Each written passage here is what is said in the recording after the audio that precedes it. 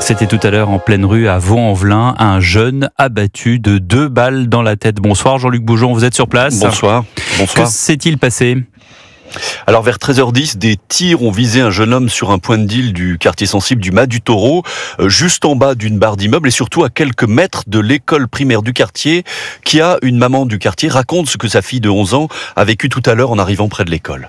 Pendant qu'ils s'amusaient, ils ont entendu 3 coups de feu. Et elle pensait au départ que c'était les feux d'artifice. Après, il y a un adulte qui est venu vers eux, qui a dit « faites attention à vous et tout ». C'est là qu'elle a vu le jeune qui était assis sur une chaise, la tête en arrière. C'est après qu'elle a su qu'il était mort, quoi. Elle a eu peur, sa copine n'arrêtait pas de pleurer et elle aussi, ça l'a beaucoup marqué. Ça fait peur. En tout cas, on a peur pour nos enfants, ça c'est sûr, on a peur.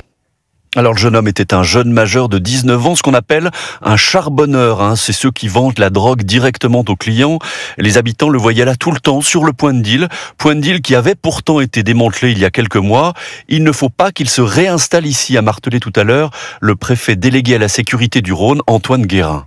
On ne laissera pas un nouveau point de deal se constituer. Donc on est déterminé. Nous allons mettre des forces de police, vous les voyez derrière moi, des CRS, qui vont saturer l'espace public de façon à ce qu'on puisse garantir la sécurité des parents qui vont aller déposer leurs enfants à l'école et qui doivent pouvoir le faire en toute sécurité. J'invite chacun à réfléchir à ce que c'est que le trafic de drogue. Ce n'est pas anodin. Les consommateurs ont une responsabilité dans ce qui s'est passé et nous serons déterminés à lutter contre ce trafic de drogue.